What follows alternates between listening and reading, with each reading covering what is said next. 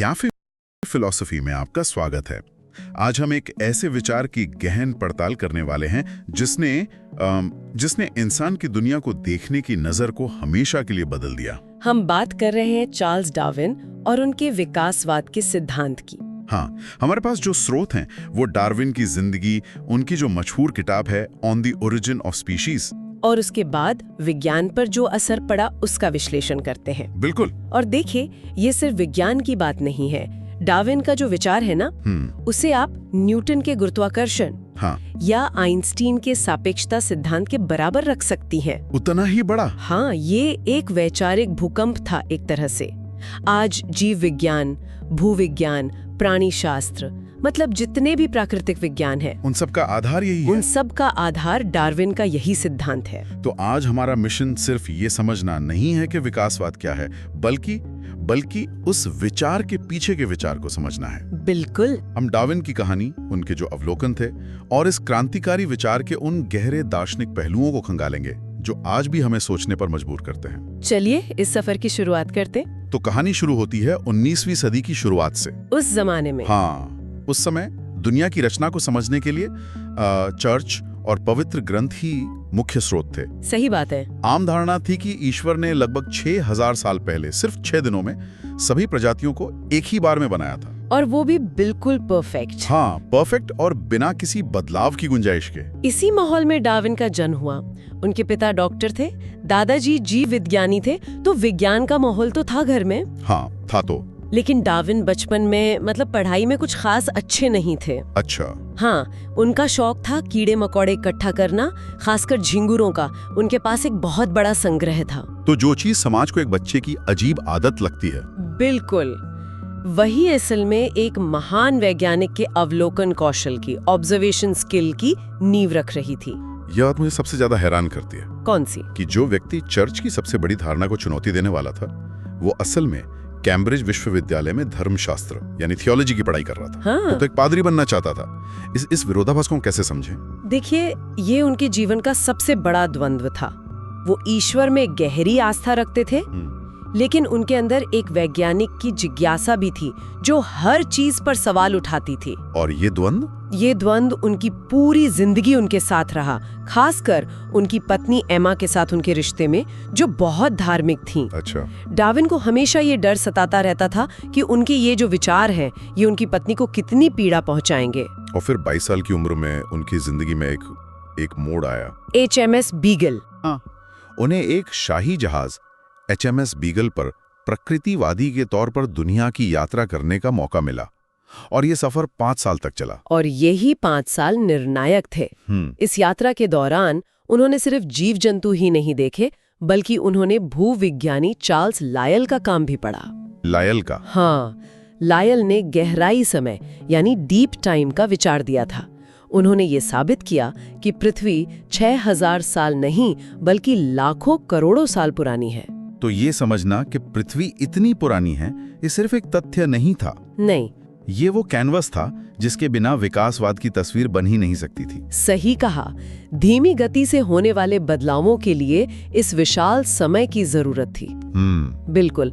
और इस नए दृष्टिकोण के साथ जब डार्विन गालापागोस द्वीपों पर पहुंचे, तो उन्होंने चीजों को एक अलग ही तरह से देखना शुरू किया। जैसे? उन्होंने विशाल विलुप्त हो चुके जानवरों के जीवाश्म देखे और पाया कि उन्हीं जानवरों की आज की जो प्रजातियां हैं, वो आकार में बहुत छोटी हो गई हैं। हाँ, बिल्कुल। तो यहीं से पहला सवाल उठा होगा। बिल्कुल। अगर ईश्वर ने सभी प्रजातियों को एक बार में पूर्ण और अपरिवर्तनीय बनाया था, तो ये प्रजातियां समय के साथ बदल क्यों रही हैं? और यही उनके धार्मिक विश्वास और वैज्ञानिक अवलोकन के बीच पहला सीधा टकराव था। और ये टकराव और गहरा हो गया जब उन्होंने अलग अलग द्वीपों पर कछुओं और फिंच पक्षियों को देखा। अच्छा, कछुओं में क्या देखा उन्होंने? उन्होंने पाया कि हर द्वीप के कछुओं के कवच का जो आकार था वो थोड़ा अलग था। अलग? हाँ, जो उस द्वीप के पर्यावरण के अनुकूल था। उन्होंने सोचा कि ईश्वर ने हर द्वीप के लिए थोड़े अलग कछुए क्यों बनाए, एक ही उत्तम कछुआ क्यों नहीं बनाया जो हर जगह रह सके। और यही बात उन्होंने फिंच पक्षियों में भी देखी। हाँ, एक द्वीप पर जहाँ सख्त बीज थे, वहाँ के फिंच की चोंच छोटी, मोटी और मजबूत थी। और दूसरे द्वीप पर जहाँ वे फूलों के रस पर जीते थे, उनकी चोंच लंबी और पतली थी यही उनके दिमाग में पहली चिंगारी चमकी कि शायद हाँ, उन्हें ये एहसास हुआ कि शायद प्रजातियां पर्यावरण के अनुसार बदलती हैं। शायद शुरुआत में हर द्वीप पर मिलीजुली चोंच वाले फिंच थे। जिस द्वीप पर सख्त बीज थे वहां लंबी और कमजोर चोंच वाले पक्षी भूखे मर गए। हाँ, और उनकी नस्ल आगे नहीं बढ़ी। दूसरे द्वीप पर इसका ठीक उल्टा हुआ। तो प्रकृति किसी योजना के तहत काम नहीं कर रही थी? नहीं, वो बस ये चयन कर रही थी कि कौन सी विशेषता जीवित रहने के लिए बेहतर है।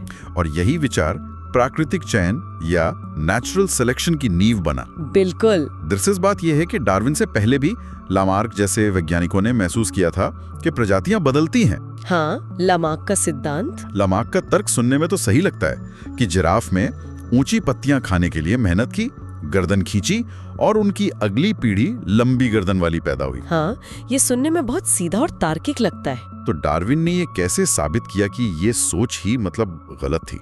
लामार्क का अवलोकन तो सही था, पर उनकी वजह गलत थी। डार्विन ने समझा कि मेहनत से शरीर में आया बदलाव वो आनुवंशिक रूप से अगली पीढ़ी में नहीं जाता। अच्छा। जैसे अगर कोई पहलवान रोज कसरत करके शक्तिशाली मांसपेशियां बना ले तो उसके बच्चे पहलवान पैदा नहीं होते। सही बात है। बदलाव को जेनेटिक स्तर पर होना चाहिए। तो फिर डार्विन ने जिराफ का उदाहरण कैसे समझाया? देखिए, डार्विन के अनुसार किसी भी आबादी में प्राकृतिक रूप से भिन्नता होती है। वेरिएशन। हाँ, वेरिएशन। तो शुरुआत में ज्यादातर जिराफों की गर्दन छोटी थी, पर कुछ की गर्दन जेनेटिक भिन्नता के कारण प्राकृतिक रूप से थोड़ी लंबी थी। बस कुछ की? हाँ, जब जमीन पर भोजन कम हुआ तो केवल लंबी गर्दन वाले जिराफी ऊंचे पेड़ों तक पहुंच सके और जीवित बच पाए। और इसका मतलब छोटी गर्दन वाले भूख से मर गए? ये तो काफी क्रूर प्रक्रिया लगती है। ये एक अंधी और क्रूर प्रक्रिया ही है। और चूंकि सिर्फ लंबी गर्दन वाले ही जीवित बचे, तो सिर्फ वही अपनी नस्ल आगे बढ़ा पाए। अच्छा। हजारों लाखों सालों में जो कभी एक अपवाद थे, यानी लंबी गर्दन वाले, वो बहुमत बन गए। प्रकृति ने चयन किया। यहाँ कोई डिजाइनर नहीं था, सिर्फ अस्तित्व का संघर्ष था। तो डार्विन के सिद्धांत के ये दो मुख्य हिस्से हैं।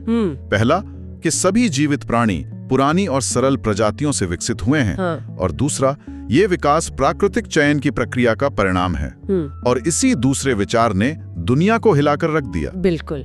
इसने सीधे सीधे डिजाइन के तर्क को चुनौती दी। ये क्या है डिजाइन का तर्क? ये एक बहुत पुराना दार्शनिक तर्क है जो कहता है कि जहाँ भी जटिल व्यवस्था या डिजाइन है वहाँ एक डिजाइनर होना चाहिए। जैसे एक घड़ी को देखकर हम अंदाजा लगाते हैं किसी घड़ी साज ने बनाया है। बिल्कुल उसी तरह दुनिया की जटिलता को देखकर लगता है कि इसका डिजाइनर ईश्वर है। लेकिन डार्विन ने दिखाया कि प्रकृति में जो डिजाइन का भ्रम दिखता है वो असल में किसी बुद्धिमान योजना का नहीं, बल्कि प्राकृतिक चयन की एक अंधी प्रक्रिया का परिणाम है। कोई उदाहरण है इसका? बिल्कुल, इंसान की आंख का उदाहरण लीजिए।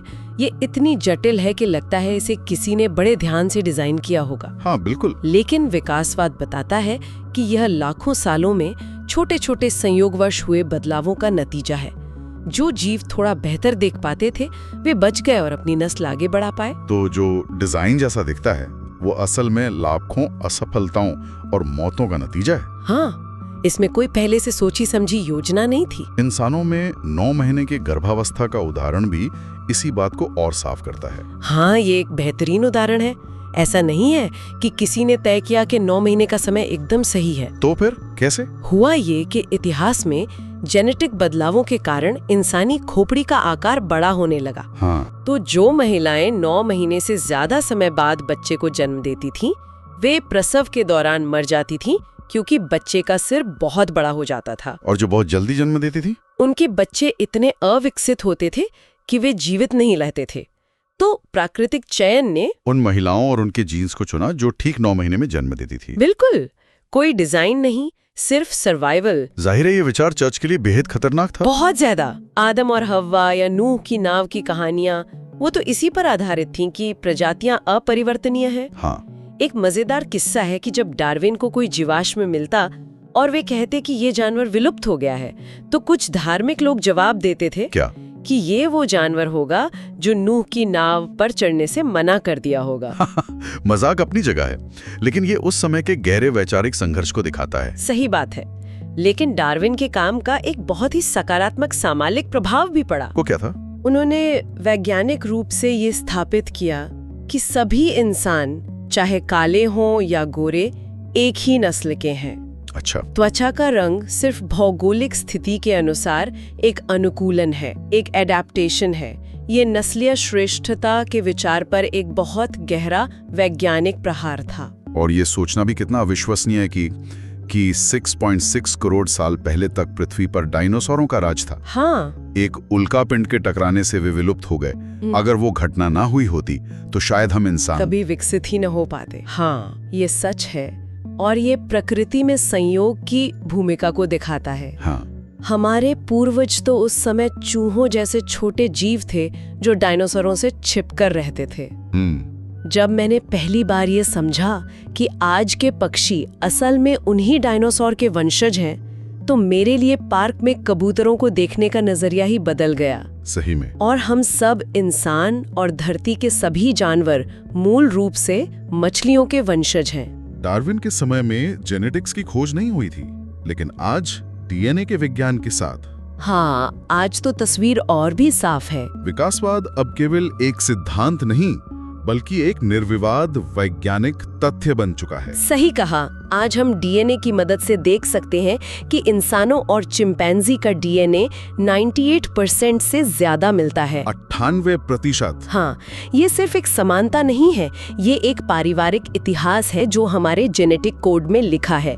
डार्विन के पास ये सबूत नहीं था, फिर भी उन्होंने सिर्फ अवलोकन से इस नतीजे की नींव रखी। क्या आज भी हम विकास को होते हुए देख सकते हैं, मतलब रियल टाइम में?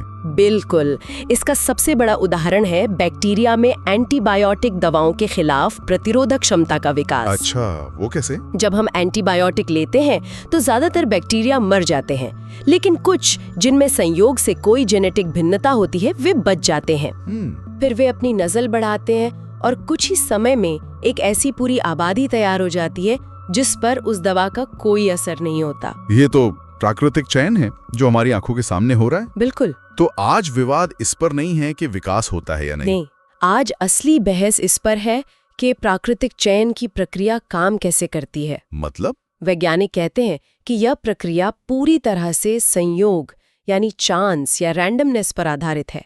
जेनेटिक बदलाव बिना किसी दिशा या उद्देश्य के होते हैं। और फिर पर्यावरण ये तय करता है कि कौन सा बदलाव फायदेमंद है। हाँ, जबकि कुछ धार्मिक विचारक मानते हैं कि यह प्रक्रिया ईश्वर के ज्ञान और योजना के अनुसार होती है, कि ईश्वर इस प्रक्रिया को एक दिशा दे रहा है। और अब ज्यादातर धार्मिक लोग आदम और हव्वा या नूह की नाव जैसी कहानियों को शाब्दिक घटनाओं के बजाय प्रतीकात्मक रूप में देखते हैं। हाँ, प्रतीकात्मक। उन्हें नैतिक शिक्षा देने वाली कहानियां मानते हैं, न कि वैज्ञानिक या ऐतिहासिक तथ्य। हाँ, ये विज्ञान और धर्म के बीच सामंजस्य बिठाने का एक तरीका है।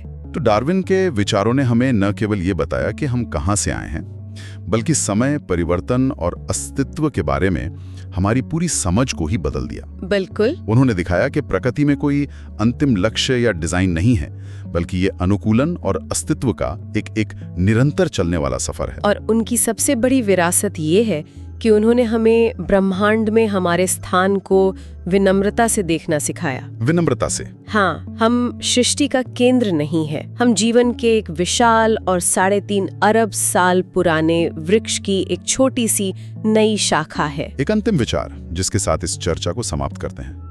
अगर 6.6 करोड़ साल पहले वो उल्कापिंड पृथ्वी से न टकराया होता, तो क्या आज भी डायनासोर इस पृथ्वी पर राज कर रहे होते?